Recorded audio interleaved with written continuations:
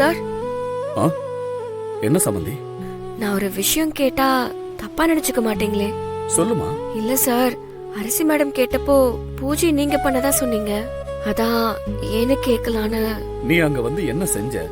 அரசிக்கு பயந்து ஏன் பேசாம இருந்த? எல்லாமே எனக்கு தெரியும். ஒருவேளை நகையை பத்தி சாருக்கு தெரிஞ்சிருக்குமோ?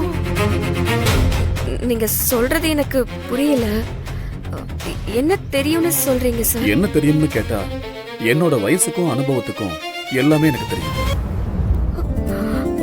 வீட்டுக்கு பின்னால இருந்த துளசி மரத்தை கொண்டு வந்து தொடச்சி வீட்டுக்கு முன்னாடி வச்சு சாமி கும்பிட்ட பாரு. அப்பவே உனக்கு ரொம்ப பக்தி இருக்குன்னு எனக்கு புரிஞ்சிருச்சு. அதுவும் இல்லாம நேத்து நானும் அம்மாவும் பேசின விஷயம் அரசிக்கு புரியல, ஆனா உனக்கு புரிஞ்சிருக்கு. நீ ரொம்ப புத்திசாலி. இன்னைக்கு நல்ல நாள். இந்த வீட்டுல எல்லாரும் நல்லா இருக்கணும்னு நினைச்சு பூஜை பண்ணிருக்கேன். அதுவும் எனக்கு தெரியும். அதனாலதான் அரசிகிட்ட போய் சொன்னாலும் பரவாயில்லன்னு உன்னை காப்பாத்தினேன். நான் செஞ்சது சரிதானே? சரிதான் சார், சரிதான். நல்ல விஷயத்துக்கு போய் சொல்றது தப்பு இல்லைன்னு திருக்குறளே சொல்லிருக்கு.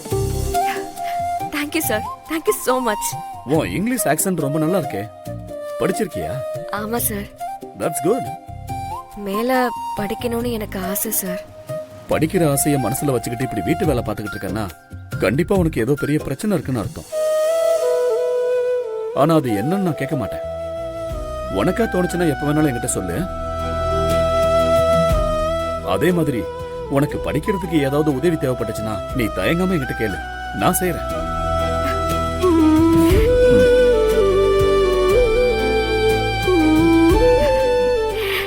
நாம கும்பிடுற சாமிக்கும் சாருக்கும் வித்தியாசமே இல்லை. அவரும் அவர் குடும்பமும் நல்லா இருக்கணும்.